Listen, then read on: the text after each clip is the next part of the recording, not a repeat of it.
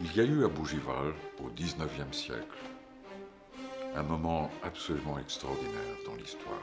Des êtres remarquables ont vécu, là, des remarquables moments. Bizet, dans sa maison, qu'il aimait tant, il a composé Carmen, l'opéra le plus joué au monde.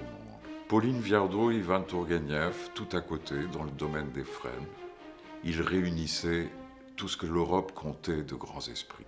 Ils dialoguaient, ils faisaient de la musique, ils rêvaient d'un meilleur monde.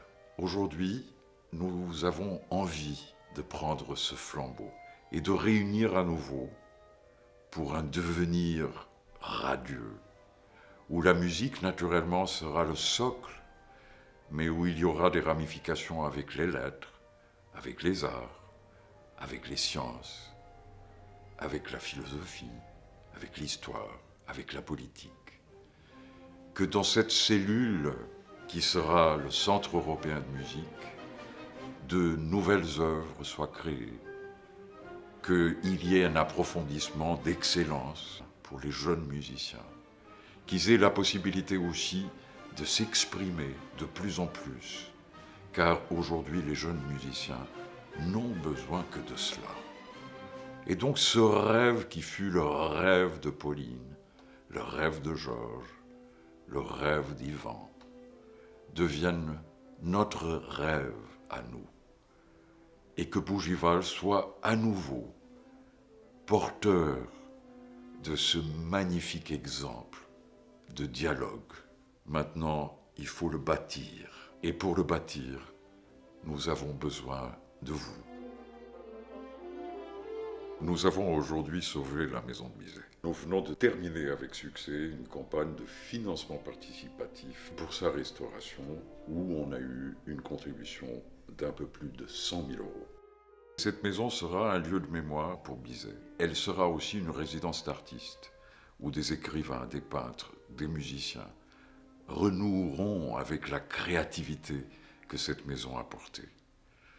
Et en face, il y aura cette ferme qui appartient à la mairie de Bougival et qui nous est donnée pour être transformée dans l'espace Carmen, qui sera la première cellule du CEM, du Centre européen de musique, dans une salle polyvalente où il y aura aussi une boutique et un studio d'enregistrement. On organisera des concerts, des masterclass, des séminaires, des conférences.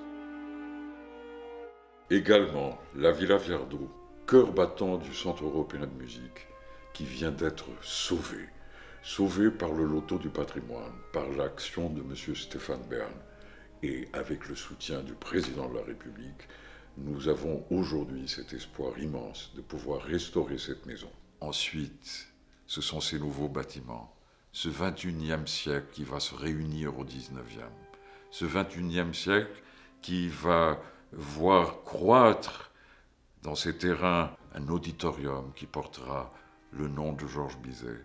On aura un lieu d'enseignement, on aura un laboratoire de recherche scientifique sur le cerveau et la musique. La musique qui aujourd'hui, on sait, est un outil de plasticité cérébrale, est un outil d'apprentissage, mais elle est également un outil vis-à-vis de certaines maladies. Et last but not least, une maison intergénérationnelle où les anciens pourront partager leur savoir. C'est en suivant cet enseignement extraordinaire de Einstein, Think Big, que nous avons construit le Centre européen de musique. Et contre vents et marées, contre des personnalités que d'une façon tout à fait justifiée et parfois juste, nous disaient que nous rêvions trop, je voudrais pouvoir dire dans quelques années que nous avons rêvé ce qu'il fallait.